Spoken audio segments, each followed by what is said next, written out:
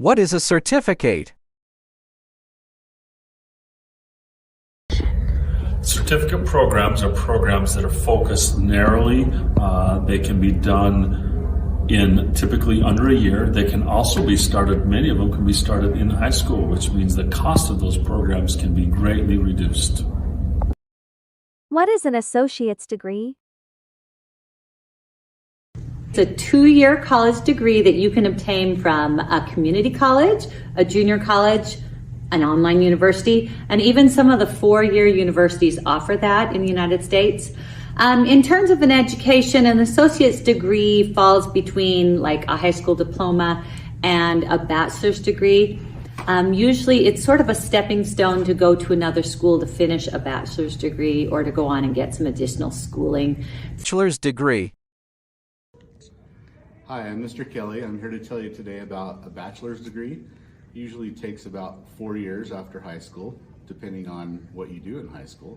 Sometimes you can get some credits in high school that'll make that time shorter, but it takes about 120 credits. They figure about 4 years.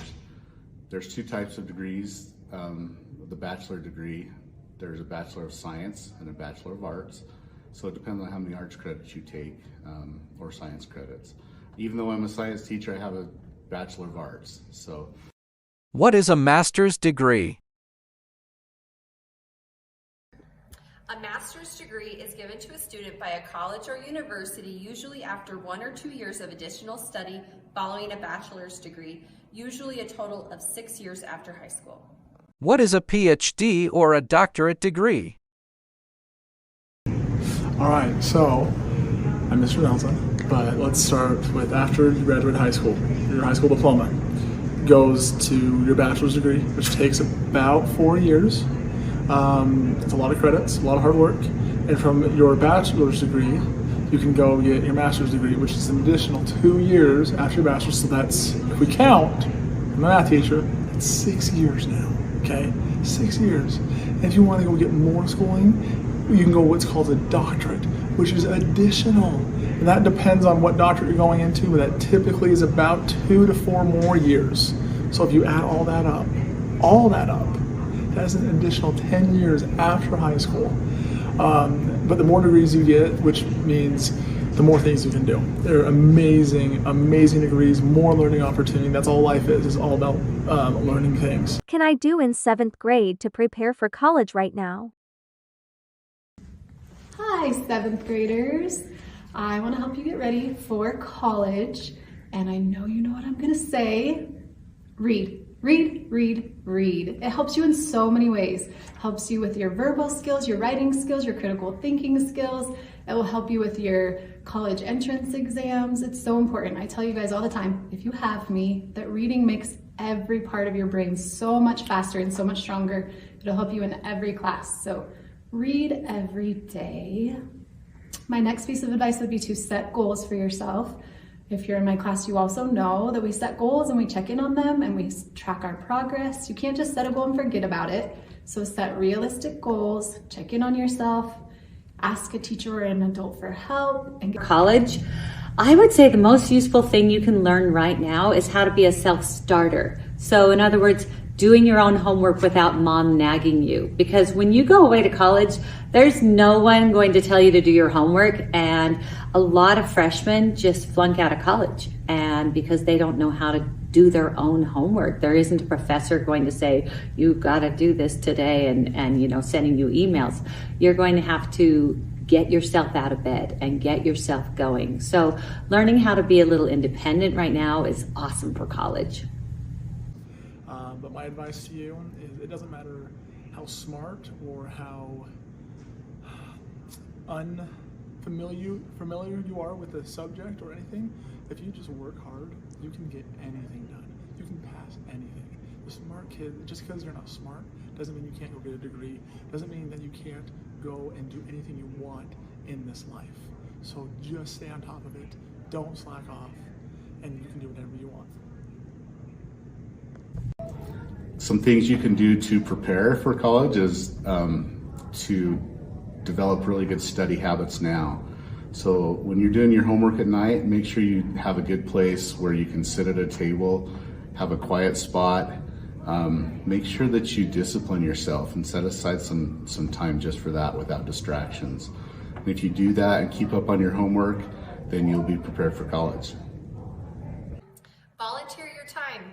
It can help you win scholarships and awards and help set you apart from other students. Hi, you guys. My number one advice for preparing for college now would be to make a habit to come to school and to come to school on time. I have a lot of students that are absent a lot, and that's why they fall behind and tend to have low grades. So if you just come to class, I promise you'll have great grades and you'll be ready for college. How do I get money to pay for college? Getting ready to go to college? The free application for Federal Student Aid, or FAFSA, is for you. It's what the federal government and colleges use to figure out your eligibility for financial aid. That's money for school in the form of grants, work-study, student loans, and even some scholarships. If you plan... Scholarships. Scholarships? When I hear the word scholarships, what do you think? I have to have a 4.0. I can't do that. Scholarships are not solely based on grades. They are based on things that you love. If you love music, if you love art, if you love sports and you excel in them or you have passion for them, you can get scholarships through all those things you're involved with. Community service, clubs, get involved. There are even scholarships that are randomly drawn from companies. Start now. Get involved and do those things that are going to help you obtain monies for post-high school education. Okay, let's talk about grants for just a minute. Grants are basically like a scholarship that you get from the government, but it's based on like financial need. And the way that you determine if you can qualify for a grant is by filling out your FAFSA. The best thing about grants is you don't have to pay them back. So it's just basically like free money from the government. So they're a good thing.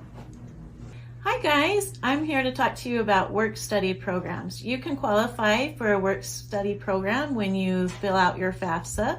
Work-study is when you work for the college doing a job that's paid for by the government. An example of this is my nephew and niece.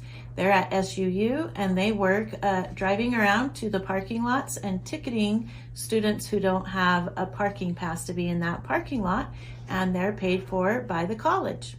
They qualified for that through FAFSA.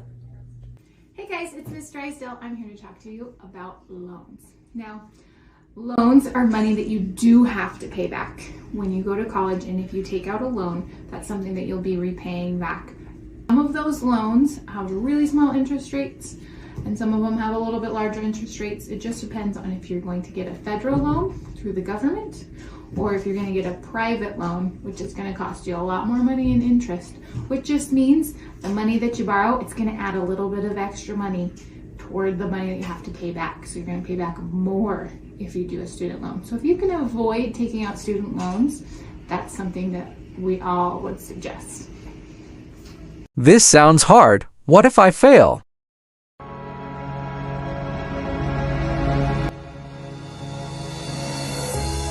After being cut from his high school basketball team, he went home, locked himself in his room, and cried.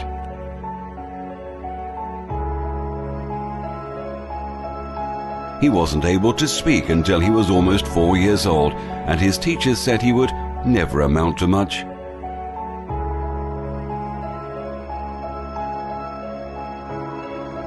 Was demoted from her job as a news anchor because she wasn't fit for television.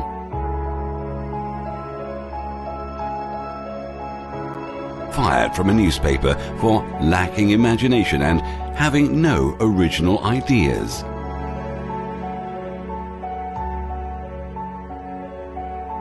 At age 11, he was cut from his team after being diagnosed with a growth hormone deficiency, which made him smaller in stature than most kids his age. At 30 years old, he was left devastated and depressed after being unceremoniously removed from the company he started.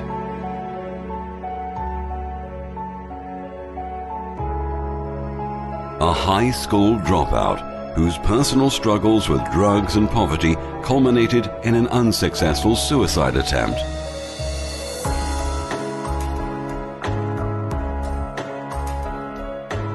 A teacher told him he was too stupid to learn anything, and that he should go into a field where he might succeed by virtue of his pleasant personality. Rejected by Decca Recording Studios, who said, "We don't like their sound. They have no future in show business."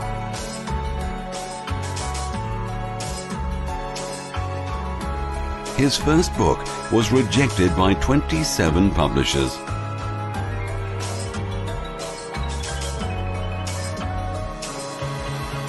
His fiancée died, failed in business, had a nervous breakdown, and was defeated in 8 elections.